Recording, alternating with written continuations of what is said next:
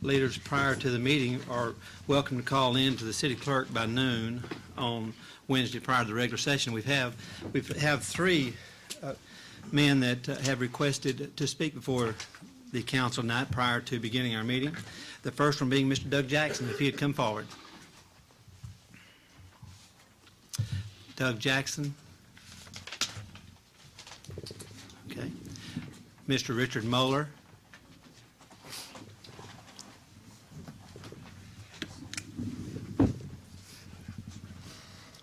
Mayor, City Council, thank you for having me here this evening. I came here this evening, my name's Richard Moore, by the way. I'm here this evening on behalf of the Firefighters Association and for city employees. I'm here to talk a little bit about the proposal to disband the appeals hearing. The main question that has been asked since all this has been brought up is why. My phone has been ringing off the hook, and that's the main question that's been asked. And of course, I cannot give an answer to that, and it's a question that everybody would like to know. Would it be the fact that the appeals board is not working properly? That's a very good possibility. Or can it work properly? It very well so can work properly. And would it be because it's costly? That's already been proven. It's very costly.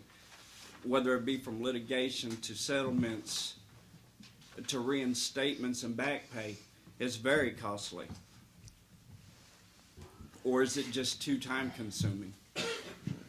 That will be a question that all of us would like to have answered. In the Leaf Chronicle, this came out recently, the city attorney stated that it was costly. And then also that this is an at-will state. The employees didn't receive that very well. They almost received that as a threat. And that's probably part of the reason why a lot of phone calls have been coming in, to myself in general also. But the gist was given, and it wasn't very well received.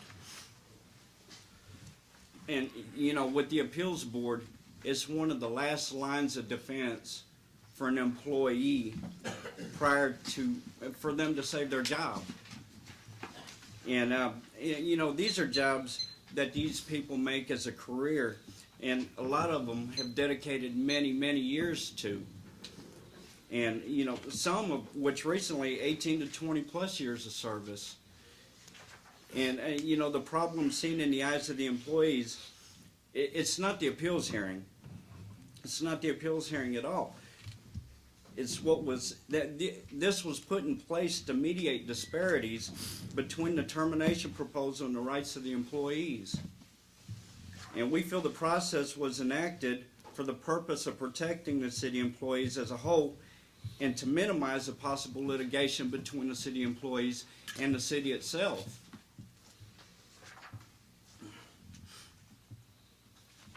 And you know,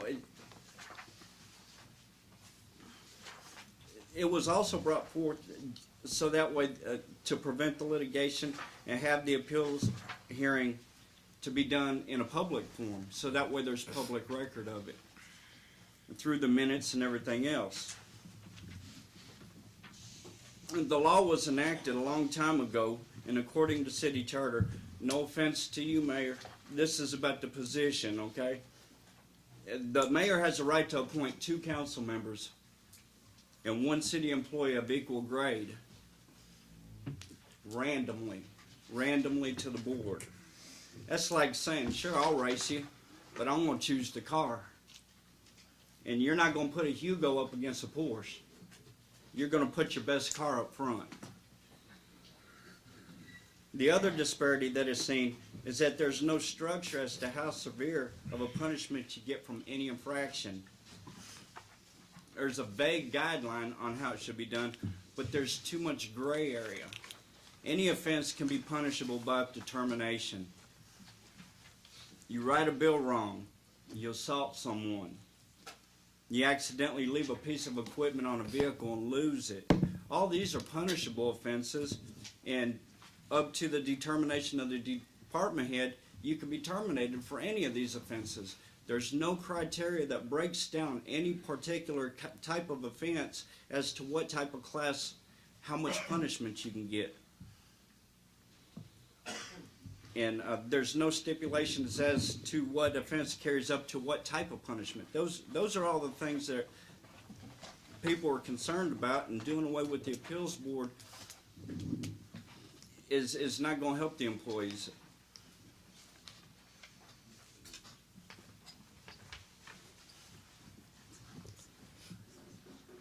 You know, the city employees feel that the random selection from the mayor is not random if the mayor can choose. That's the big thing. Yeah, I've been in public service, in public safety for 20 years, and in 20 years, I've never seen a department head recommend termination, an appeal process go in place, and an appeal board uphold the department head's decision, and then a mayor or a governor or whoever reverse a decision to bring the employee back. It's never happened. It's always been against the employee. The employee doesn't have a chance, almost, it seems. And that's why I feel like this needs to be looked at a little more closely. And you know, the employees don't have faith in the government right now because of some of these things. There's too much change going on. A lot of it's for the better. But employees are fearing for their job. We humbly ask that you take a good, hard look at this and make sure that it's in the best interest of the city and the public. Okay? Thank you. Thank you, Mr. Muller.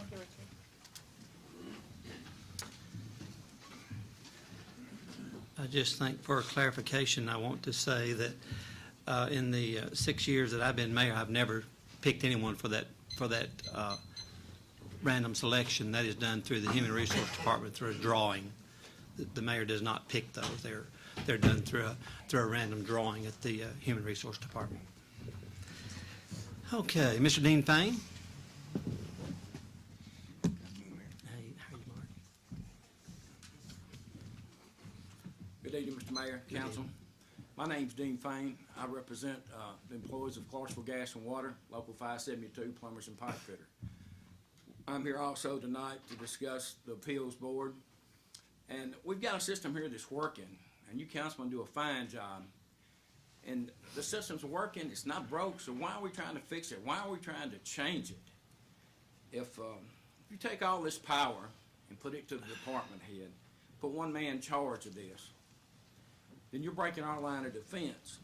If one man is in charge of this, and say this department head is prejudiced, or he's vindictive, or he's got something against you or your family, or your food, you don't have a second chance.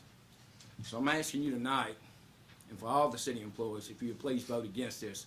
It's like I said, this system works. The council does a fine job on it. The system's not broke. It's worked for the last 25 years, I know. So if you would, I would appreciate it if you would support just leaving it alone. Thank you, Mr. Fain. All right, we'll start in about 5 minutes. Please come to order. We'd like to ask you, we've asked Pastor David Allen to lead us in the prayer and Mr. Joel Wallace to lead us in the pledge. Please rise.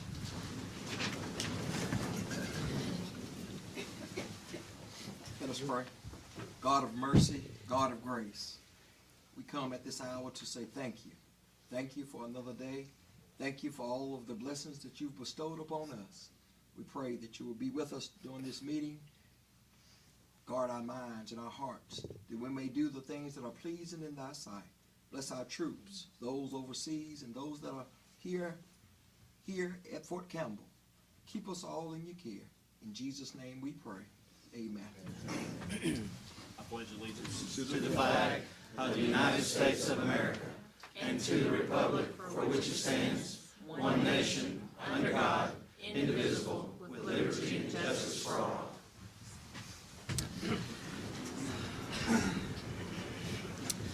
Thank you. Okay, Madam Clerk, roll call. Present. Candy Johnson. Present. David Allen. Present. Bill Summers. Here. Present. Jeff Burkhart. Here. Joel Wallace. Present. Mark Harris. Present. Wallace Red. Here. Bill Forrester. Present. Deanna McLaughlin. Present. Mrs. Barbara Johnson absent. I'd like for us to keep Ms. Johnson in her thoughts and prayers. She's under the weather tonight, and she called this morning, and we talked again this afternoon, and would like for us to keep her in our thoughts and prayers. She's under the weather a little bit, but we think she'll recover. Thank you.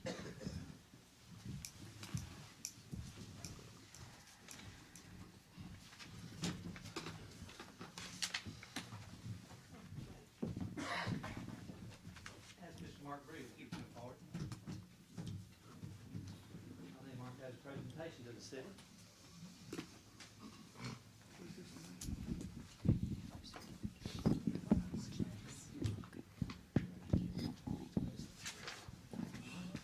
Yes, sir. Mayor, on behalf of the Natural Gas Acquisition Association Corporation, the activities of the last year amounted to savings of $485,508.40. So we present that to the city of Clarksville. The money's already in the gas and water account, so you don't have to cash that check. Okay? I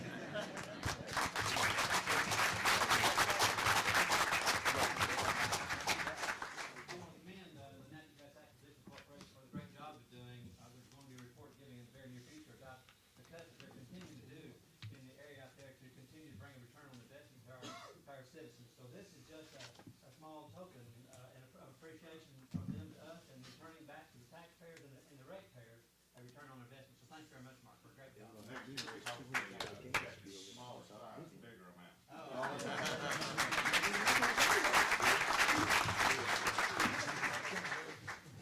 In addition,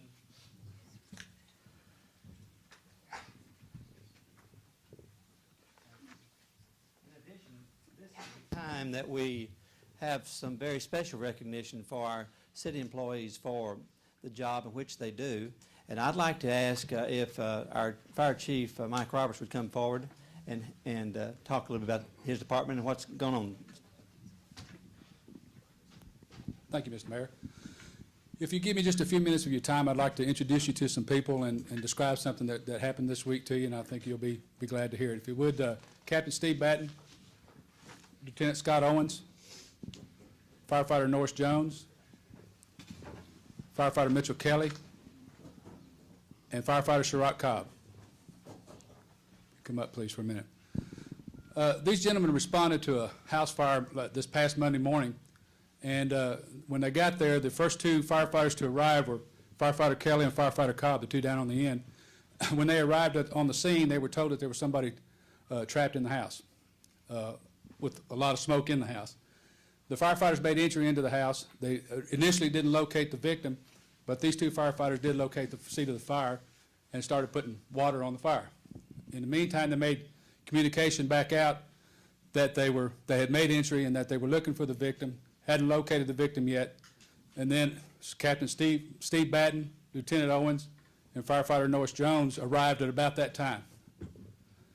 Captain Batten took a thermal imaging camera, and Lieutenant Owens and Firefighter Jones followed him in to the structure. They went through the structure and found the victim actually between two mattresses. And the only part they could see was part of her leg with the thermal imaging camera. And a lot of smoke. Then those three gentlemen, along with the other firefighters that were there, pulled the person out of the house, and EMS took them to Vanderbilt, and the person is still in Vanderbilt alive and still with us today. If you talk to these firefighters one-on-one, I promise you they'll tell you that they were just doing their job.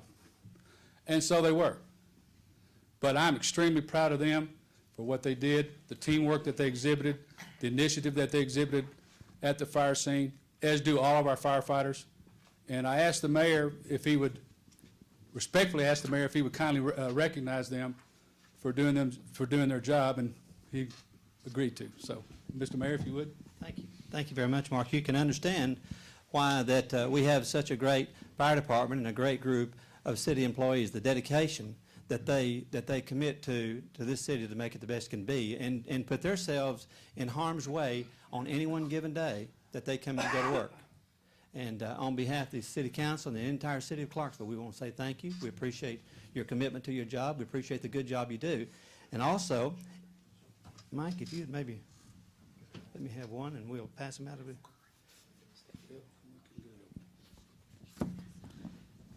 Short of sending you away on a vacation, we're going to give you a mayor's certificate.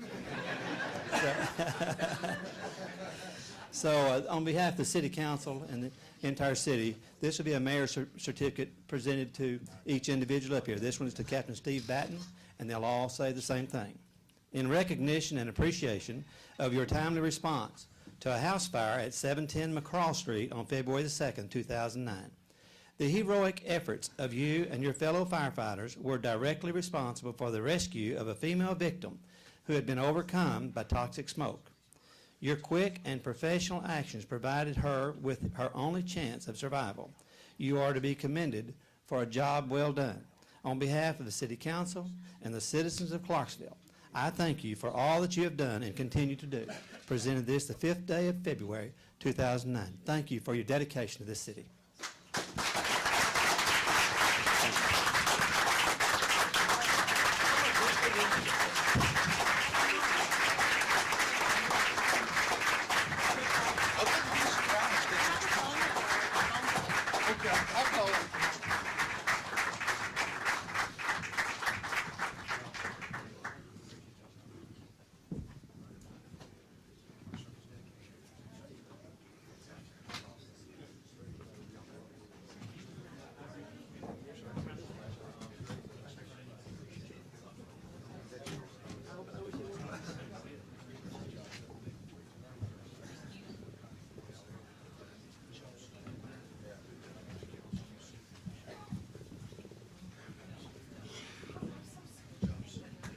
Good job on that, gentlemen. Thanks. Good job walking.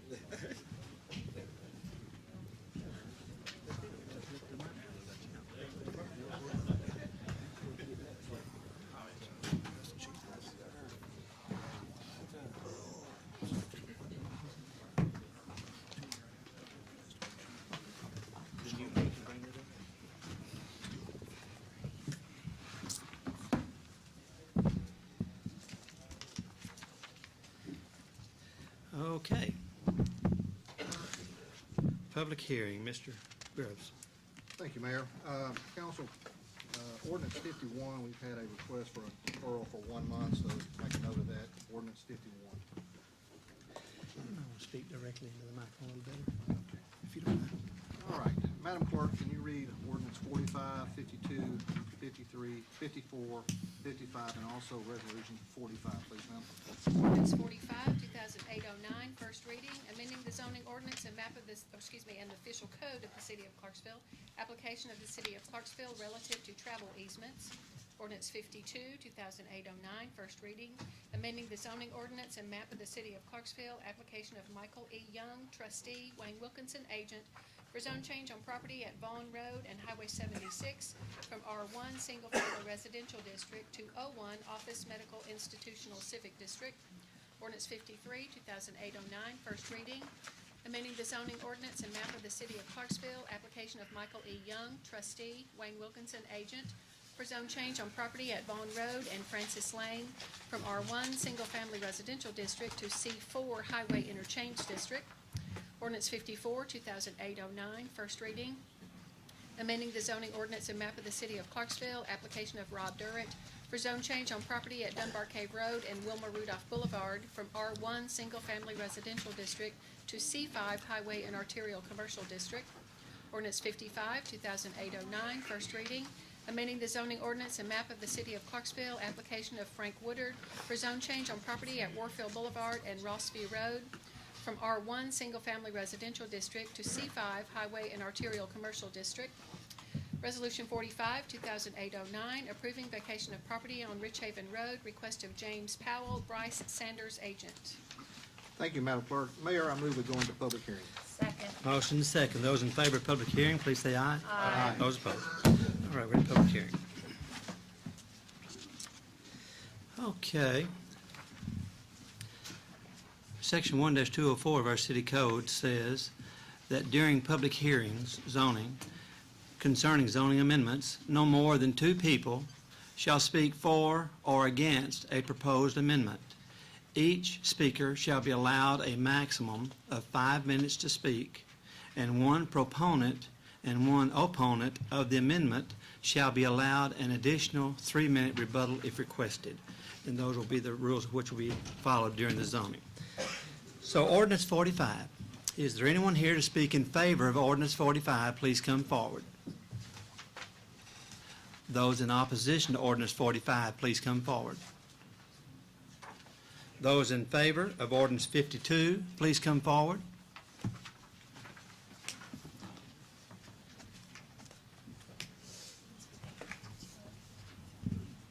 Mayor and council members, I'm Wayne Wilkins, representing Mike Hill in this zoning request. I'll tell you that on January 15th, we had a meeting with neighbors of the affected areas, subdivisions down Bond Road, and that was facilitated by Councilman Summers. Thought we had a very positive meeting and left there with consensus that they support our request.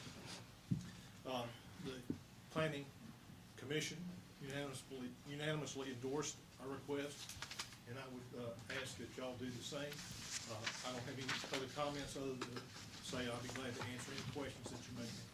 Is this on ordinance 52 and 53? It can be if you would like. I think they're both the same property owners, right?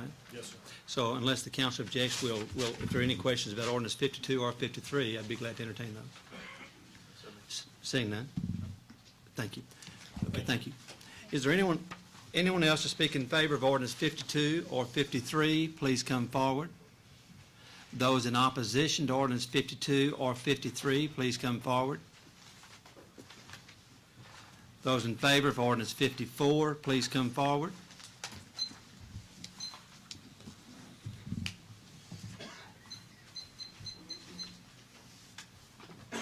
Mayor, council members, I'm Cal McKay, one of the owners of the property. I'll be happy to answer any questions about this rezoning case if you have any. Any questions, Mr. Durrett? Mr. McKay, excuse me? Seeing none, thank you. Anyone else to speak in favor of ordinance 54, please come forward. Those in opposition to ordinance 54, please come forward. Those in favor of ordinance 55, please come forward.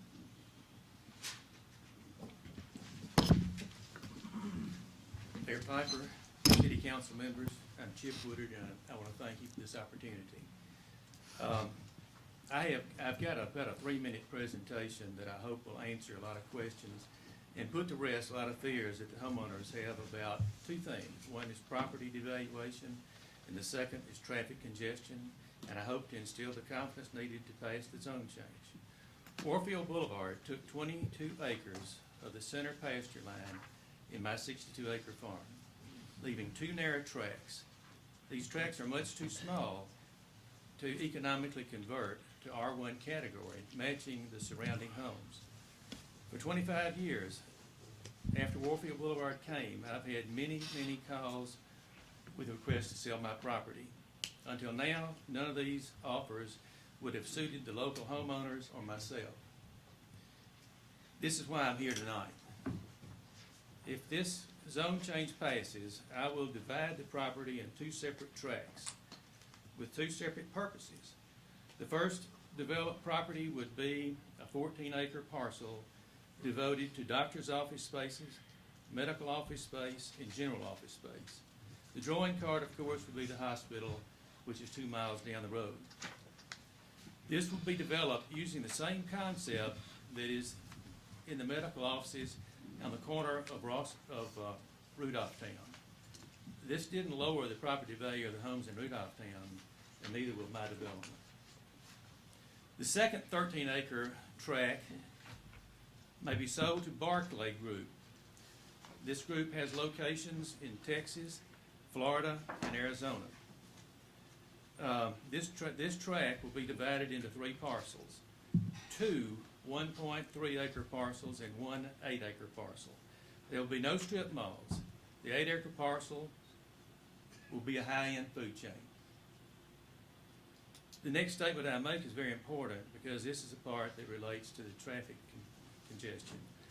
This part of the development will be in operation contingent on the increase in size of Warfield Boulevard. Barclays are more than willing to wait for this change. With the downturn of the economy, it may be years away. The Barclay Group has a very impressive website. Their designs in Nashville, Murfreesboro, and Franklin are extremely community friendly. I've planned a 100-foot buffer zone that will leave all trees in the fence rows. None of the trees will be taken down.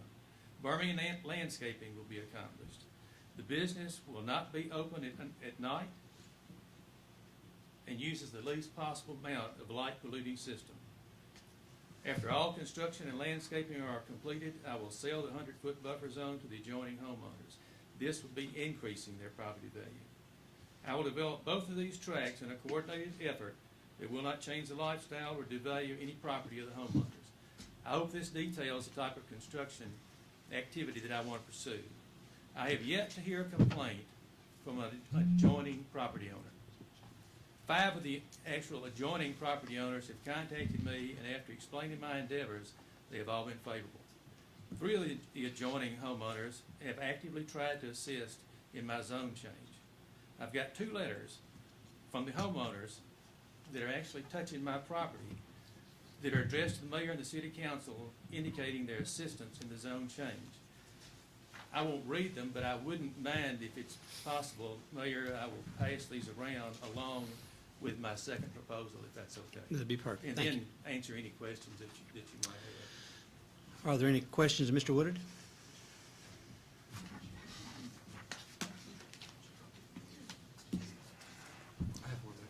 Okay, Mr. Summers? Dr. Woodard? Mr. Woodard, you said Yes, sir. one of the tracks would be offices. Would you be amenable in order to try to alleviate some of the neighbors' concerns? Because right now, you're just going for commercial, changing that to O1? I understand that office space can be C5.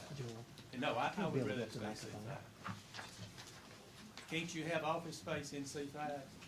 Well, you can have a lot of things in C5, and I think therein lies part of the problem. I think from the calls that I've been getting and the concerns is, this is the first I've heard you were talking about office space. If you go O1, you're much more limited to office type development. No, I wouldn't say C5. Okay, the other thing is, you say once you sell the other property to this upscale client. Right. Okay, you're gonna sell the property, but he's not looking to build immediately because the road's not. Okay, as I said, there are going to be 3 potential tenants on this property. One of the properties would be 1.3 acres, 1.4 acres or so.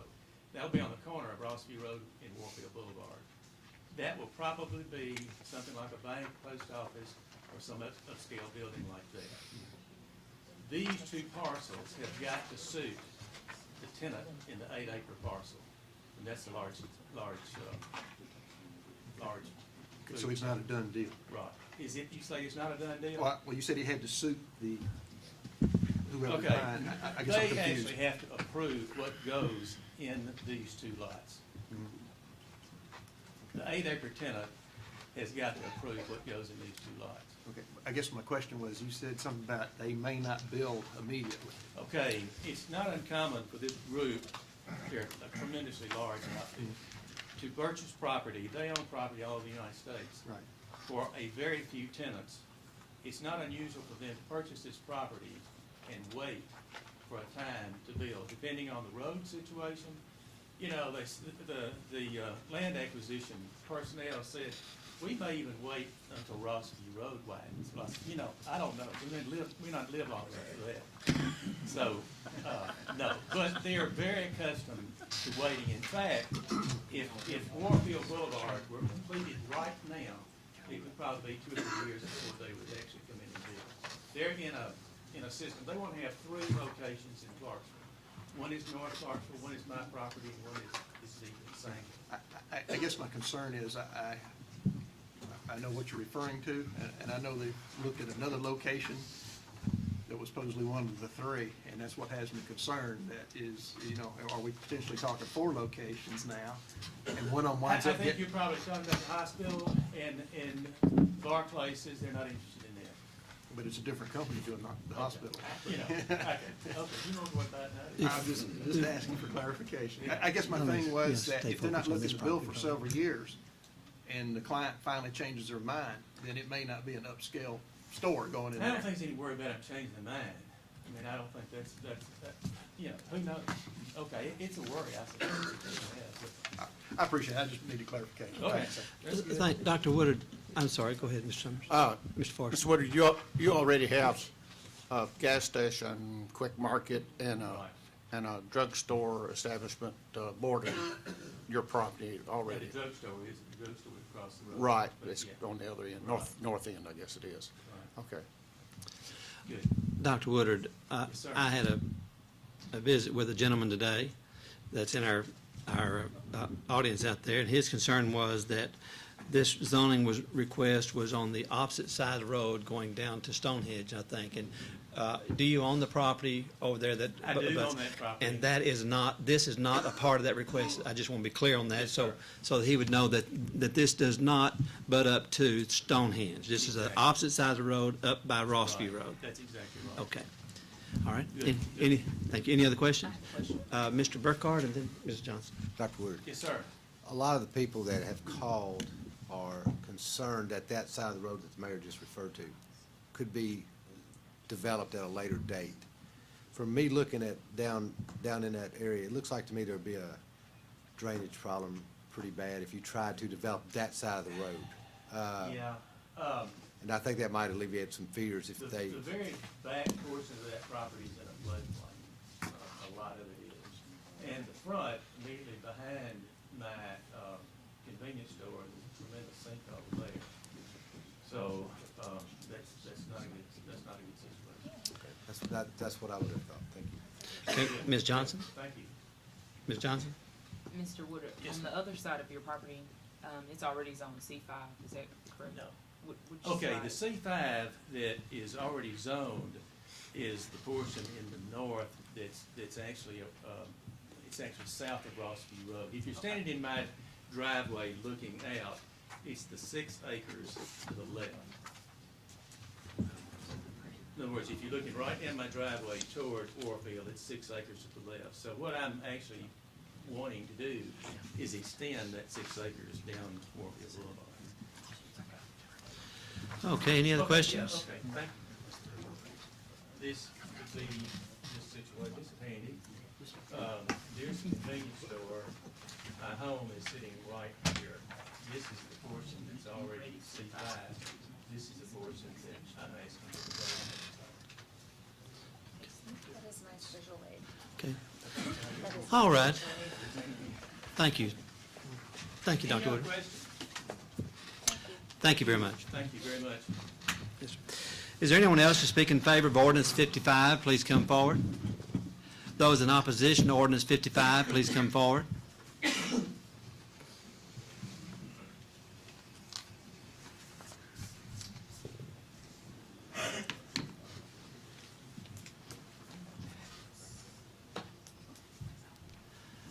Please state your name if you would, for the record. Mr. Mayor, Councilman, my name is Gary Singleton, and I'm spokesman for the homeowners of Eastwood Park and the adjacent subdivisions. Though I'm a single voice, I represent the feelings, concerns, and fears of the homeowners. And with your approval, I'd like to have the homeowners of the subdivision stand up. To have the Okay. homeowners of Eastwood Park, Virginia Hills, Huntington Place. Thank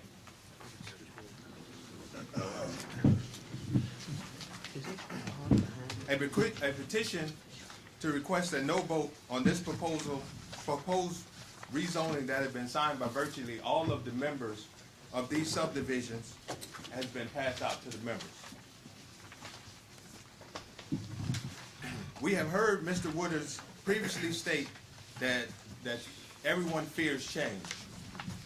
However, it is not change, but unintentional consequences associated with this that alarms us.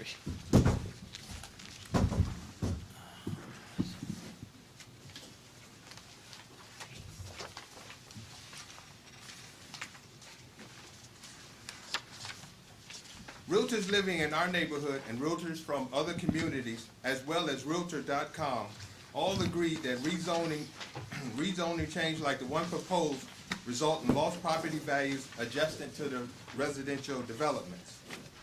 Most subject matter experts believe that the loss could be up to 10% of the current values. The average price of homes in Eastwood Park are $400,000. There are 59 lots in the development, resulting in over $2.3 million of loss to the homeowners. After the property assessment by the assessor's office, there will be about $800,000 lost to the city's tax base.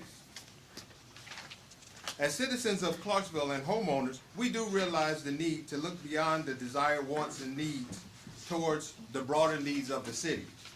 The question becomes, is the need for Clarksville for additional retail and business space so significant that residential property should be rezoned to commercial as a means to satisfy that need?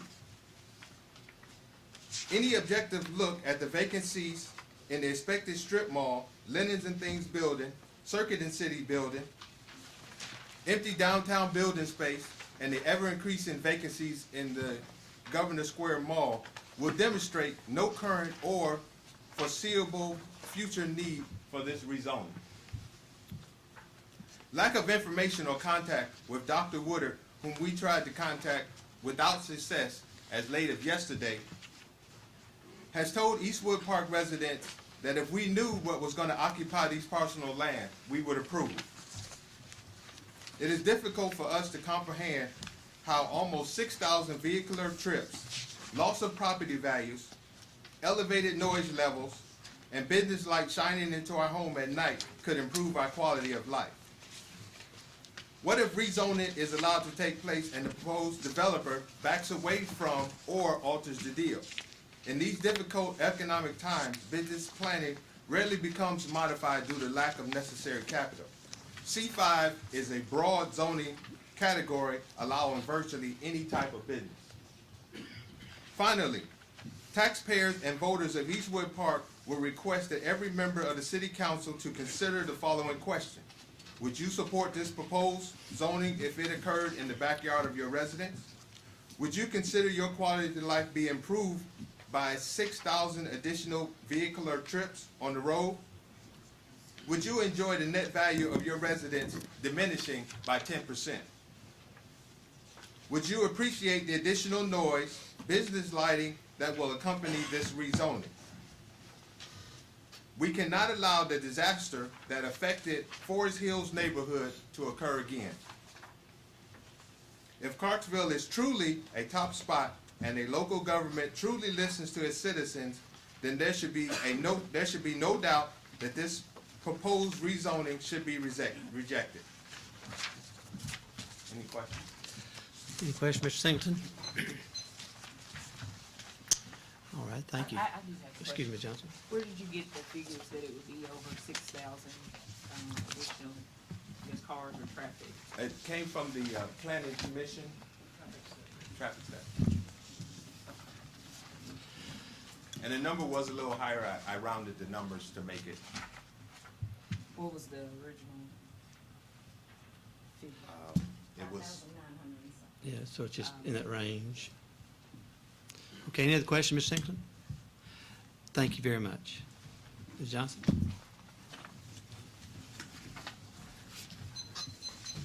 I'm Margaret Johnson, and I speak on behalf of the many residents of Huntington and Stonehenge and other subdivisions that are on Rossby Road and Warfield Boulevard.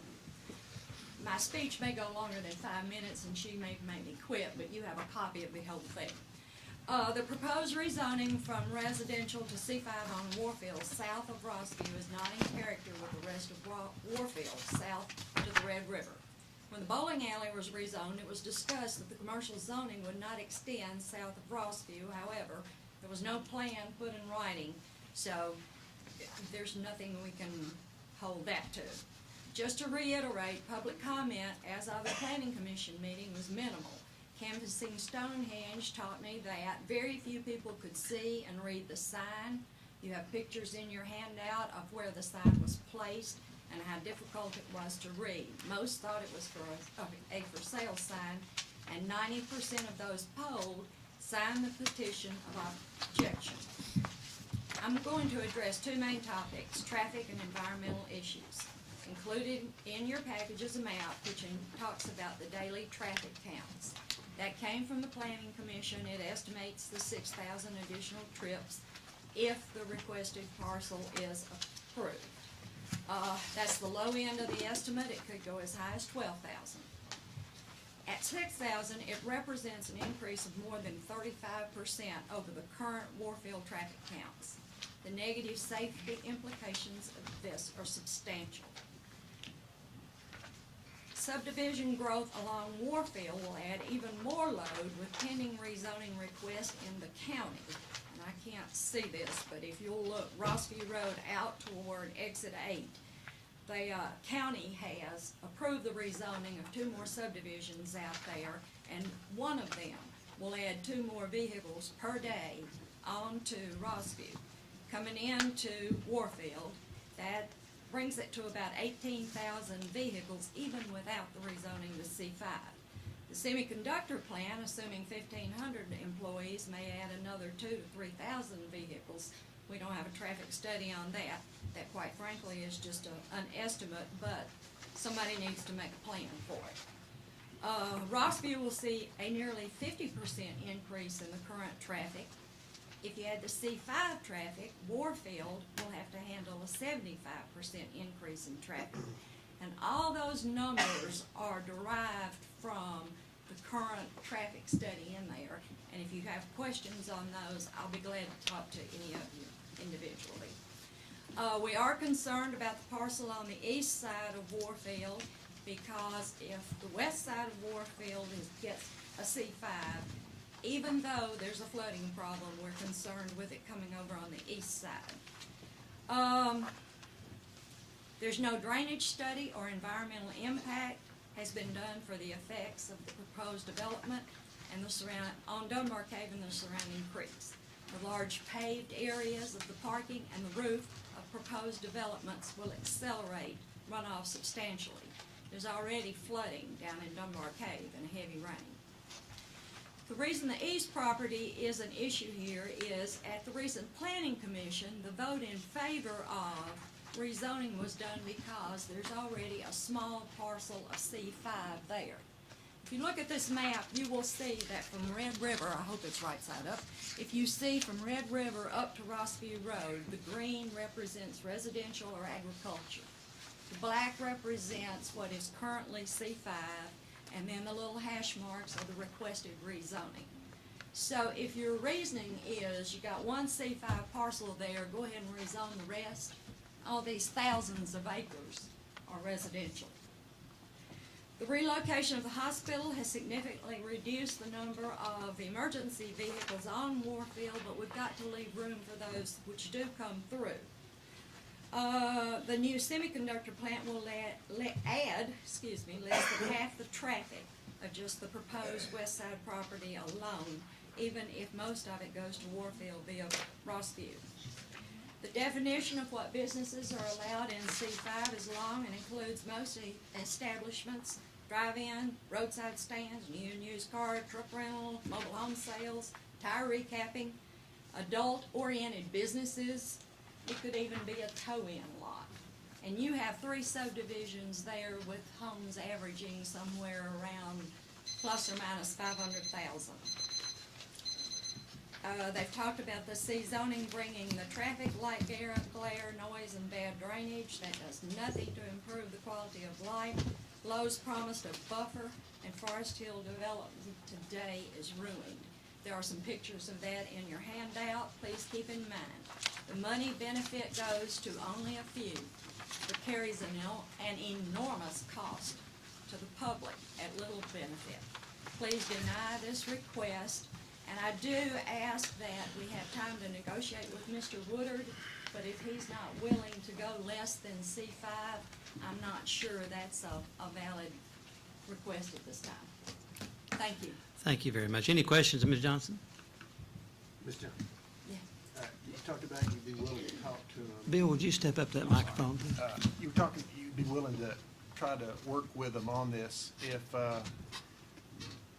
If you were given time and you could get together with the development, and it'd be strictly an agreement between you and the property owner, restrictions, the previous gentleman talked about lighting concerns, signage concerns. The landscape ordinance is going to protect you some from what happened over on Lowe's. So you're going to have a buffer zone. That's one thing that won't be quite as bad from that. But the other things, hours of operation, these are things that could be worked out in the property transfer. If this were delayed and you were given an option, do you think you and the homeowners you represent could come to some agreement with the doctor based on that? Quite frankly, we have boards and several homeowners that we have to get together with Mr. Woodard, and I can't speak for everybody. Well, I'm going to put you in that position. I know you're gonna do that, and I'm gonna give you an answer. Because you're speaking for him right now. I'm gonna give you an answer. The information I get from people is they would like to keep from Red River to Rossview Road residential. It's not to say it's a closed completely, but that, I moved there to retire. I did not move there to look across the street and see a grocery store or a medical building or lights. There was talk about it could not be developed as an R1. If Mr. Burkhart can develop my mama's farm into residential, I believe there could be some R1 development done over there, so that's, it would be hard. So what's your answer? My answer is, it would be hard to convince us, but I'm not gonna give you an absolute no. We would talk. But we're against it. Thank you. Okay, any other questions? Thank you, Ms. Johnson. Thank You're you. welcome to take your board if you'd like. Is that yours, or? No, Oh, it's. we'll take care of it. Thank you. Thank you very much. Thanks for It's coming. heavy. Okay. Okay.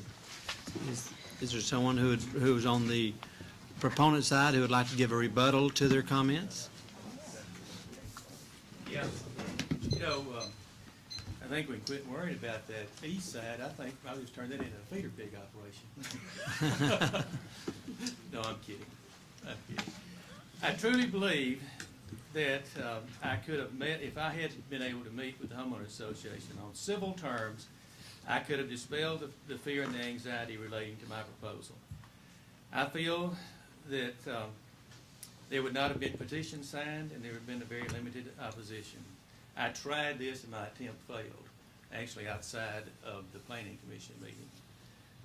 For 25 years after Warfield was completed, I've turned down everything as far as selling the property that the opposition is worried about.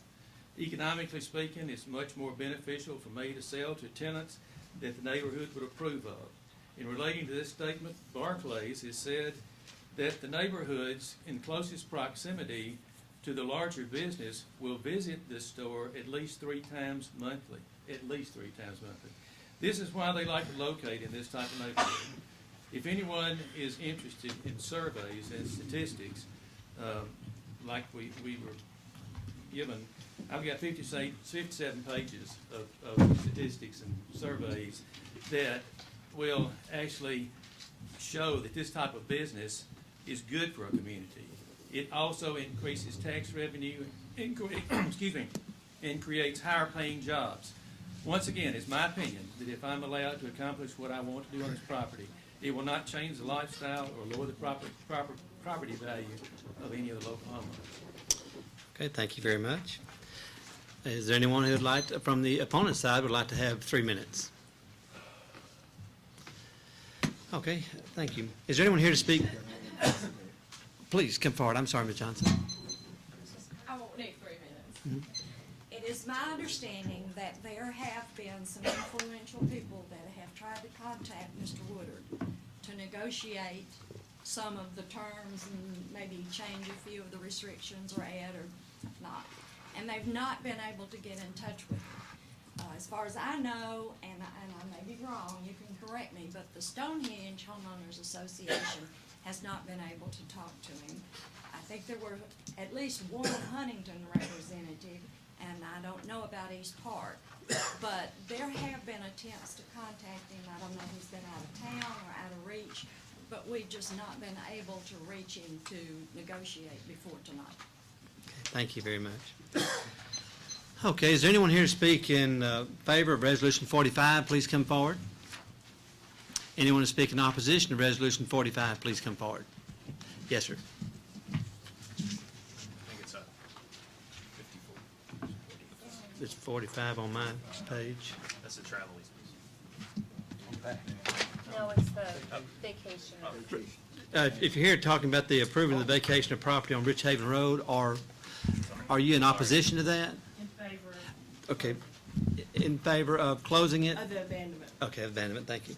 Thank you, Mr. Mayor and ladies and gentlemen of the City Council. My name is Sue Evans, and my family and I are one of the 5 families who currently reside on Ridge Haven Road. I wanted to share with you some of the history of the issues which prompted the request for an abandonment of Ridge Haven Road. During a recent meeting with the Planning Commission, Mr. Manus, Mr. Rudy Johnson's legal counsel, seemed to question why the residents of Ridge Haven Road are so concerned about the future plans for their Johnson property, which adjoins our properties.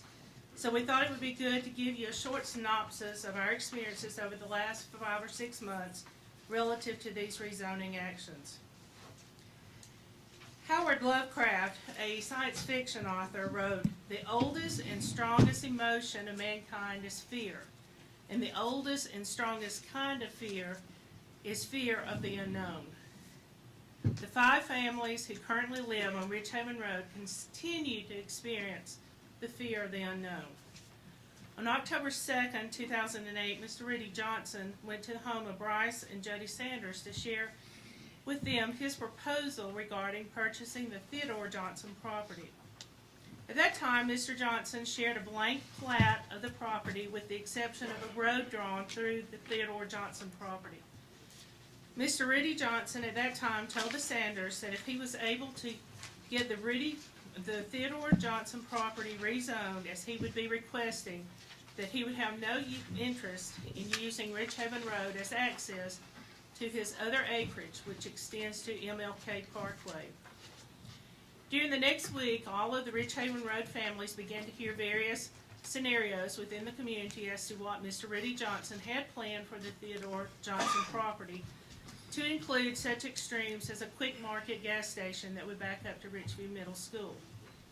Therefore, on October 17th, Bryce Sanders and David Nussbaumer met with Mr. Rudy Johnson, his wife, and their legal counsel to propose 2 requests from the families on our street in a spirit of cooperation. The requests were: 1, to record a deed to restrict and terminate the end of Ridge Haven Road as it now stands, or that a cul-de-sac be installed at the end of Ridge Haven Road.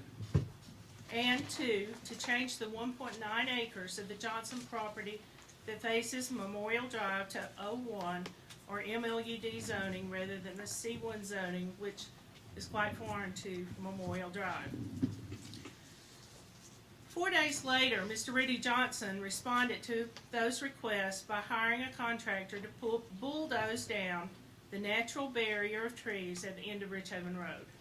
His actions were perceived by all of us as a threat in response to our recent request to eliminate C1 zoning on the Theodore Johnson property. According to personnel with the City of Clarksville, his action to have the end of Ridge Haven Road bulldozed was without the approval or permits required by the city. In addition, his legal counsel, Mr. Roger Manus, told us that he did not endorse the bulldozing. However, Mr. Manus did warn Mr. Sanders the next day that the residents of Ridge Haven Road should not allow the C1 zoning for the 1.9 acres on Memorial Drive to force the opening of Ridge Haven Road to Mr. Rudy Johnson's additional property. Once again, we felt threatened. Mr. Rudy Johnson sent a letter dated November 5 to David Nussbaumer, advising him that Ridge Haven Road would remain a dead end or cul-de-sac if with no access to any commercial property, as long as the residents would sign that letter verifying that we would, quote, in no way oppose or support any manner, any parties, or any groups opposing the rezoning request or any part of this rezoning, end quote. Which that rezoning was going to come before the city council the very next day. The residents of Ridge Haven Road had until noon on November 6th to sign the letter, less than 24 hours. The residents of Ridge Haven Road unanimously decided that no one would sign the document. Again, feeling another attempt to intimidate us. On November 6th, the City Council passed on the first reading Mr. Johnson's request for rezoning. However, on December 4th, during the City Council's second reading, the request was passed with restrictions. Through the leadership of the City Council and Mayor Piker, Mr. Johnson was directed to eliminate the C1 zoning for the 1.9 acres on Memorial Drive and extend the MLUD zoning to that portion of the Theodore Johnson property. On January 8th, the City Council met at the City Council meeting, a resolution was passed to allow Mr. Johnson to make an application for rezoning without having to wait the mandatory 12 months. However, the January 28th Planning Commission meeting did not include a request from Mr. Johnson. Ms. Evans, I'll have to ask you to wind it up. You can kind of take a second to wind it up if you'd like. The events experienced by our families during the last 5 or 6 months have been stressful, and we would certainly appreciate your assisting us by ruling to abandon Ridge Haven Road in order to prevent it from becoming a thoroughfare to Mr. Rudy Johnson's C5 zone property that adjoins us. Thank you. Are there any questions of Ms. Evans? Seeing none. Anyone? Thank you very much. Is there anyone else to speak in favor of Resolution 45? Please come forward.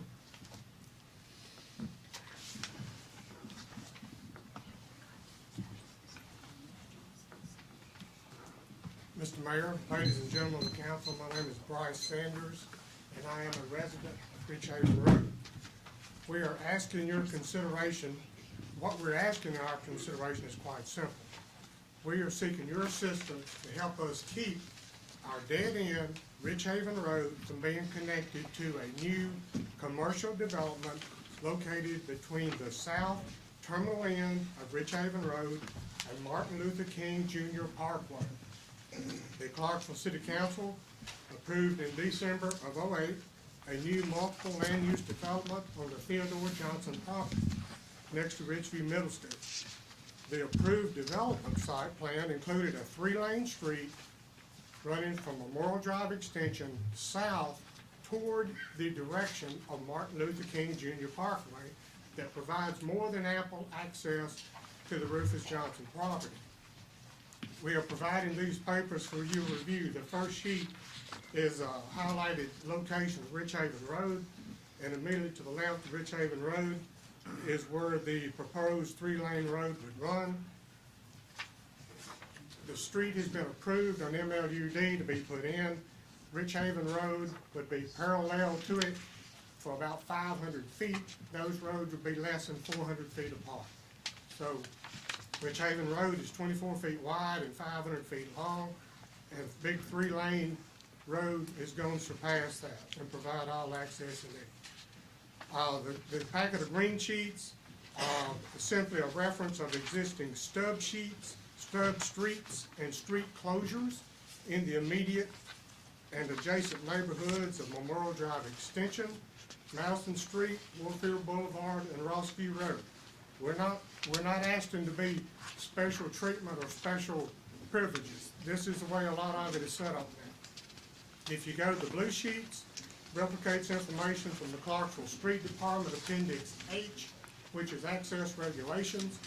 Clarksville streets are designated as arterial roads, which are Martin Luther King Parkway, Wilma Rudolph Boulevard, Matter Street, Warfield, the streets that move traffic out of our areas. Collector roads are defined as streets that collect residential traffic and transfer this traffic to the arterial roads. Memorial Drive Extension is defined in these regulations as a collector road.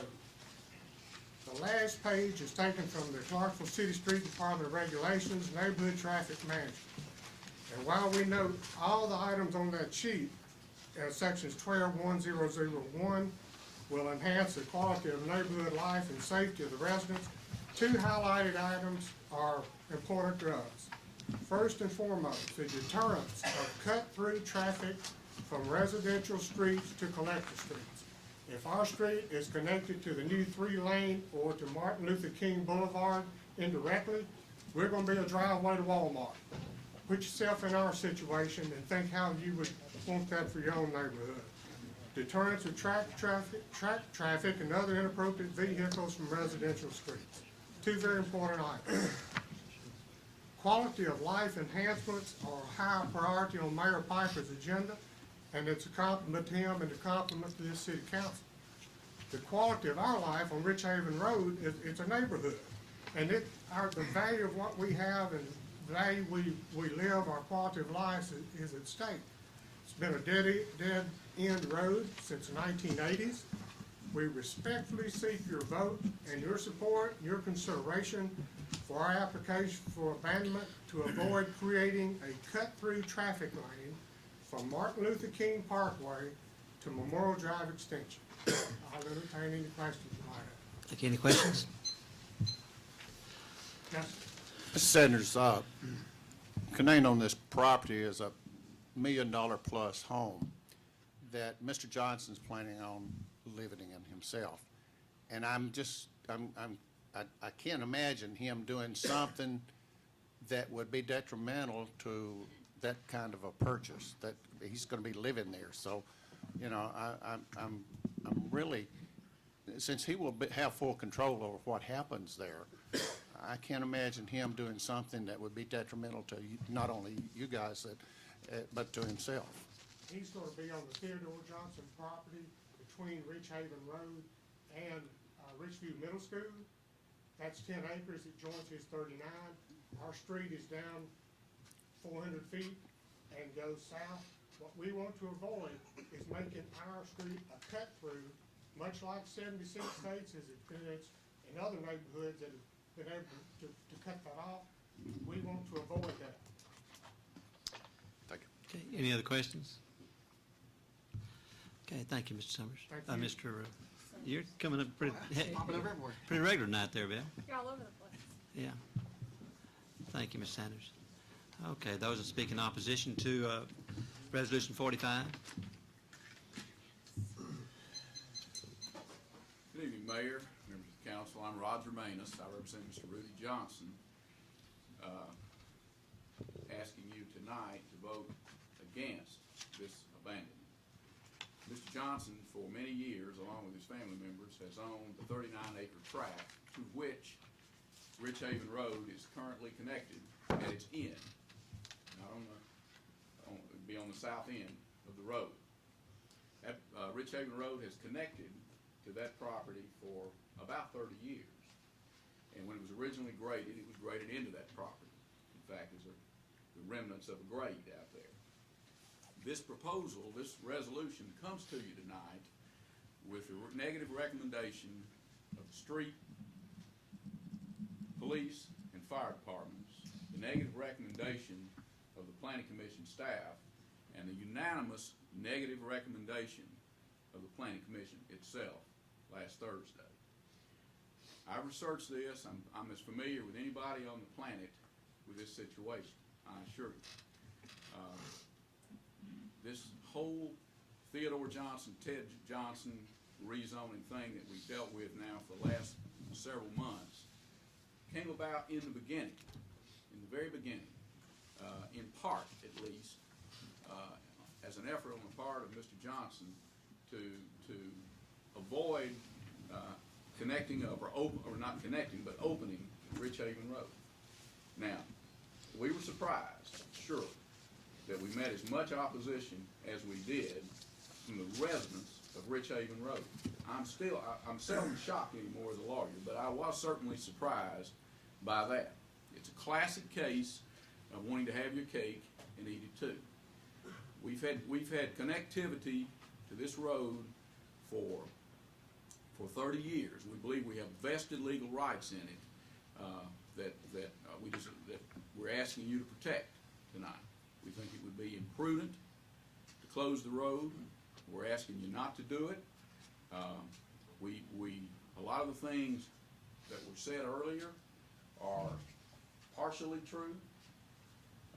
Certainly, I want it to be said because I've heard about this bulldozer so many times I'm tired of hearing about it.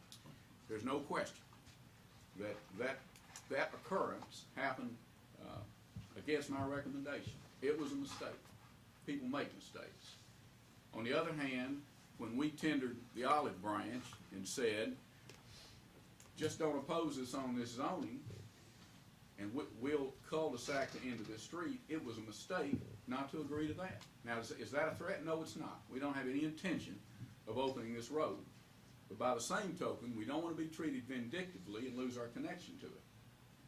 We have no intention whatsoever. There's nothing in the works to open this road. There's no purchaser for this property, anything like that. But the residents of Rich Haven Road didn't lose anything, would not have lost anything by signing that letter and obtaining Mr. Johnson's commitment to cul-de-sac that road. For the 5 of them, there were 75 others that were happy to walk in here from Rudolphtown and Rushton and Bennington and everywhere else out there in opposition to this C1 zoning on the corner. What we did was not a threat. It was not intimidation. It was simple bargaining. Happens all the time. It's not illegal. There's nothing wrong with it. It's not blackmail. So, very respectfully, we think we have vested legal rights in this connection. It's been there 30 years, and we're asking you to vote against the abandonment of this property, of this roadway. Can I answer any questions from anybody? Okay, Mr. Wallace, and then Mr. Summers.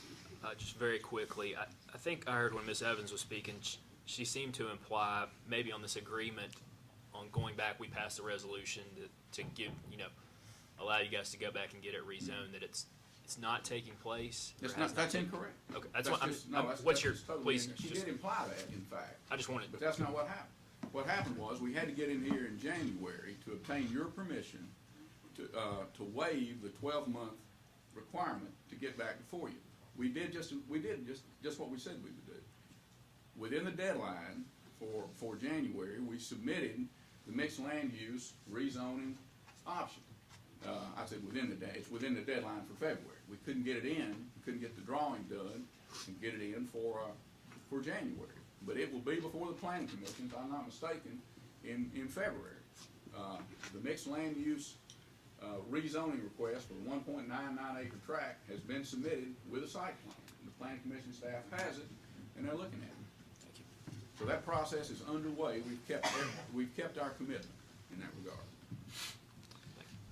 Is that it, Mr. Wallace? Mr. Summers?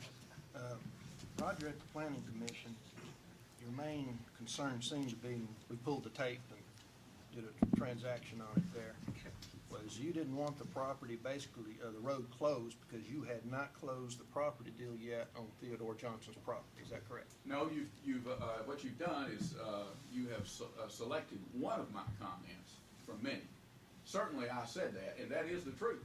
We have not closed the deal yet with Mr. Johnson. But that is what I also said was, and you may have overlooked that part, we're going to be opposed to losing this connectivity to this tract, even if we close with Mr. Johnson, and even if we build the road through. We've never entertained losing our connection to Rich Haven. What we have in the past proposed to do and talked about doing was cul-de-sacking Rich Haven on our side of the end of the street, putting some houses there, serving as a buffer. We've talked about different alternatives for that. But an option that's never been considered by us is to lose that connectivity to that street. I know in the meeting with the mayor, you had mentioned cul-de-sacking and possibly putting some houses at the end of the street.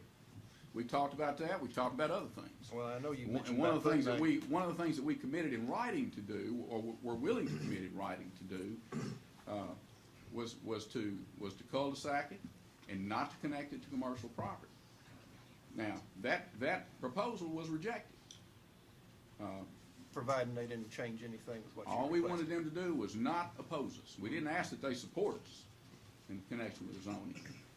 It didn't quite seem fair to us for us to be doing something in connection with that was beneficial to the residents of Rich Haven in terms of closing that roadway, and then have to turn around and look behind us and see them opposing us on the other. Still doesn't seem right. But right now, you've got approval to build another 3-lane street 400 foot away. That's right.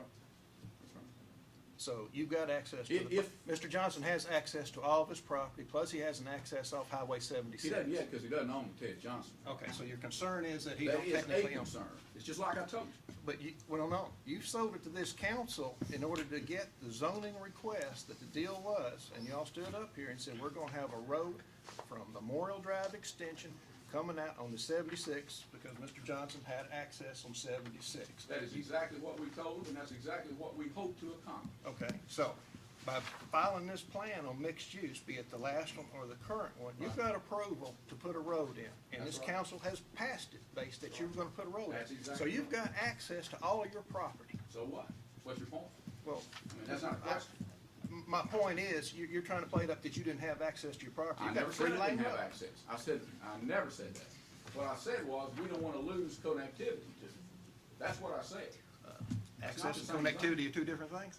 Excuse me? Access and connectivity are two No. different things? Yes, they are. They are two different things. Okay. We've got access from different perspectives of it. That connectivity adds value to that property. It's a vested legal right that I believe that we have. I thoroughly. Well, you keep saying legal right. You can't get nothing legal until it's planned on a site plan or anything else. So you've got no street beyond where it ends right now. Maybe you're a better lawyer than I am, Mr. Summers. I don't know. No, I've only been doing this 28 years. Well, I know I've sat through enough site plan reviews to know you don't get a road till it's approved. Well, I understand that. So you have no legal right. Well, we've got a you know. road already that touches us. That's the point I'm trying to make. We've got a road that runs right up to the property line now and touches the property line. We don't need it.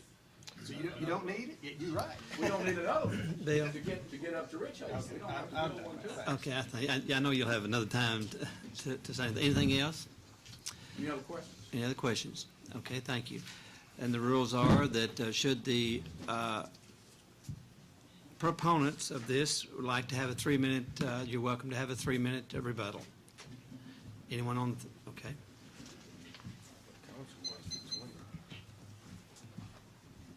Ladies and gentlemen, we're sorry that you have to be in these situations to make these decisions. We are trying to protect our residential street. The developer has access from Martin Luther King Jr. Parkway. He has access from the new street that's being proposed. In reference to the letter that was sent out, they stood up in front of this council meeting in November and said, 2 people signed that letter. Stood right here and said it. That was untrue. So this decision is on your back. I feel for you in a lot of these things.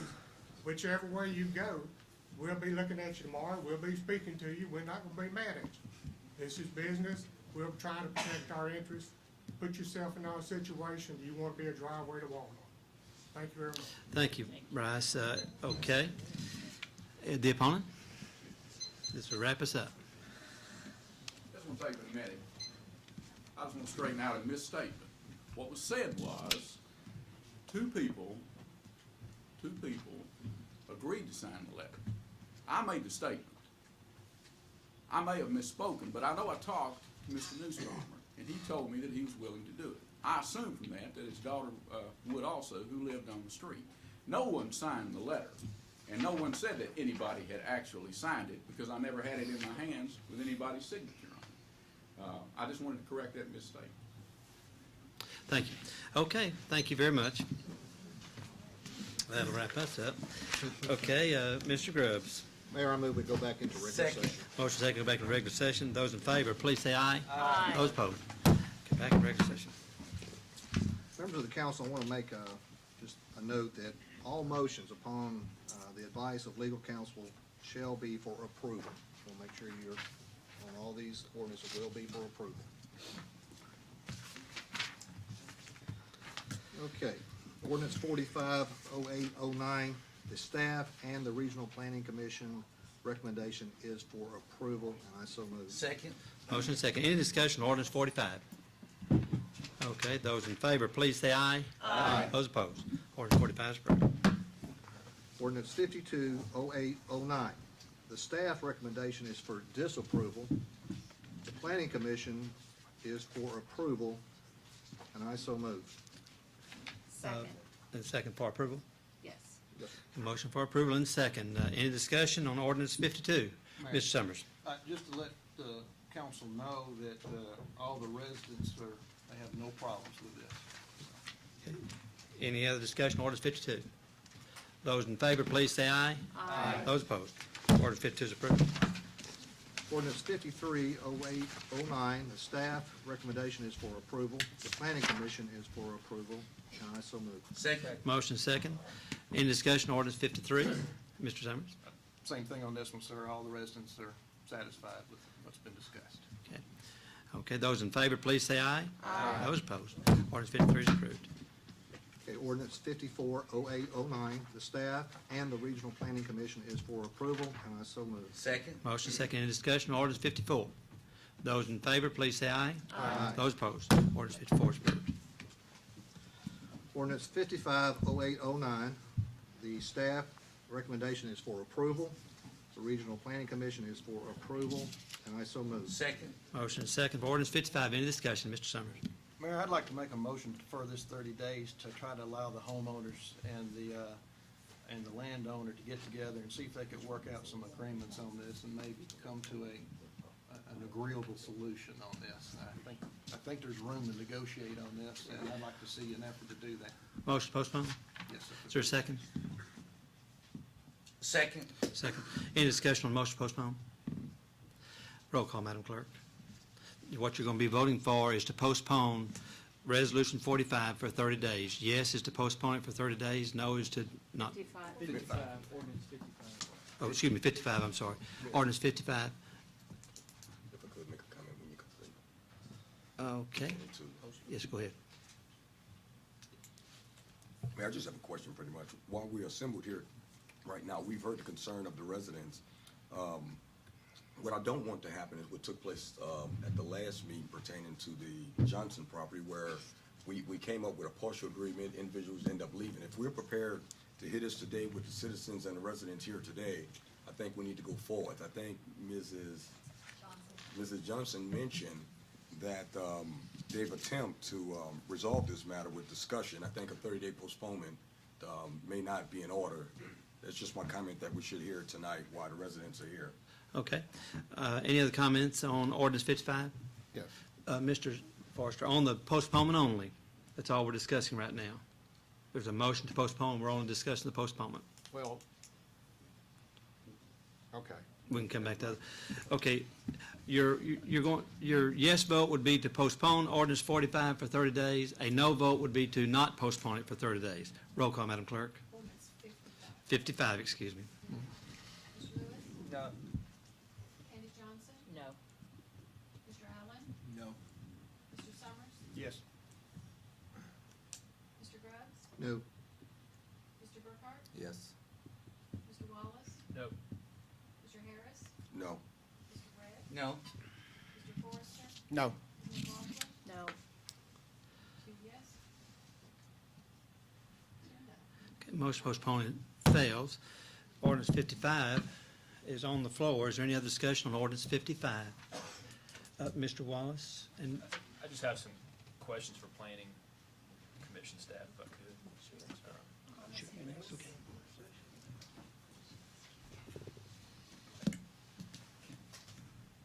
I'm new to this too, so just, can you talk just a little bit about, why the staff made a recommendation to do this?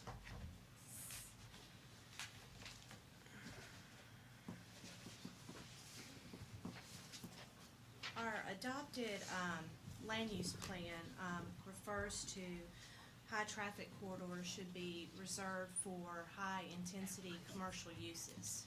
And we feel that Warfield Boulevard is a high-traffic corridor. Further, this property lies within the southwest corner of Rossview Road and Warfield Boulevard, and that is a signal intersection. And the growth plan also refers to strategic intersections have economic characteristics that lend themselves to commercial uses. The land use plan, does it lay out basically what we envision these properties will be zoned? Is it? The land use opinion map did not indicate any proposed zoning for this property. However, the goals for commercial development, this property does meet those goals.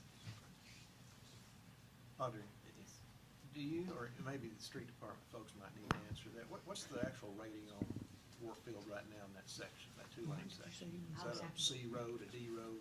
I would have to refer to Mr. Frazier with the City Street Department. Jack? Joe, let him go next. We're looking at the level of service in that area. Certain times of day, it's probably approaching D. D, which means it's not, it's overloaded. It's on the downhill slide. Okay. Most of the time, it's probably around operating at BC range. But at peak hours, you're in D, which is, Daily, or just At peak hours, school lets out or something, it gets pretty. Okay, Mr. Harris? Yes, Mayor. thank you, Jeff. At the beginning, there was a gentleman that spoke against, from the petition of Eastwood Park. Could everyone in the audience who's representing this ordinance itself that's against it, please stand? I'm trying to put the total number together on the ordinance itself, the total. Okay, thank you. That's all I have, Mayor. Thank you. Okay, Mr. Wallace? just quickly, one more question, I'm sorry. There's, on the table is kind of this 100-foot buffer in the back.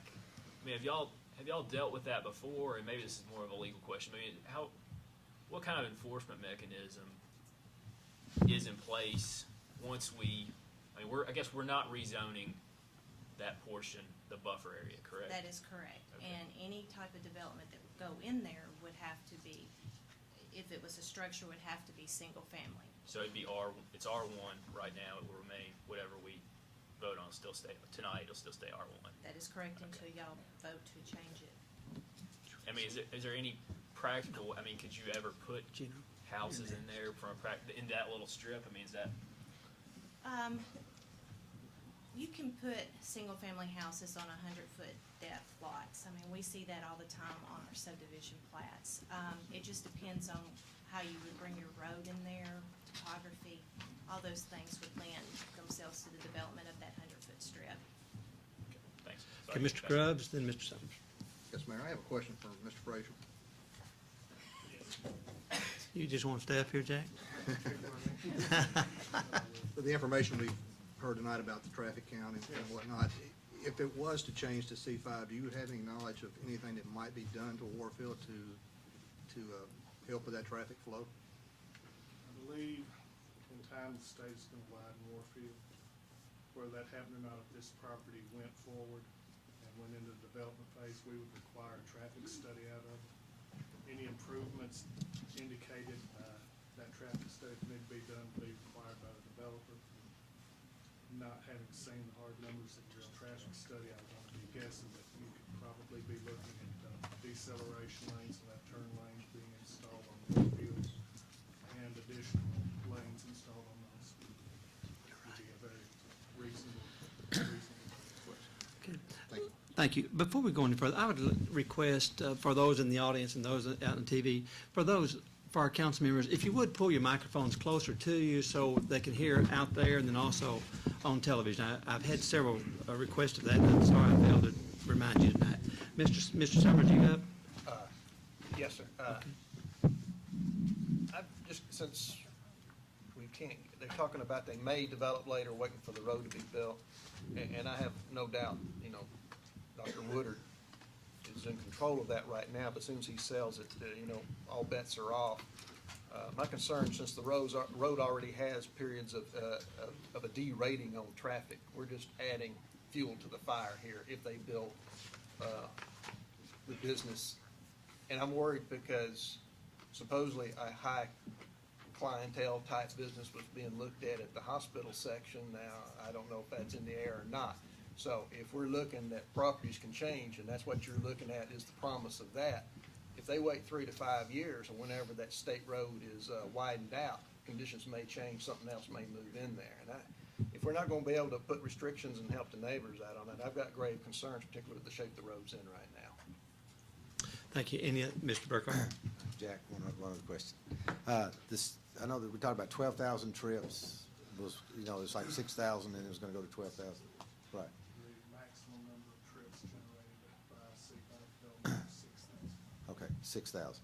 Okay. Is that new trips or is that just pull-ins who are passing by already?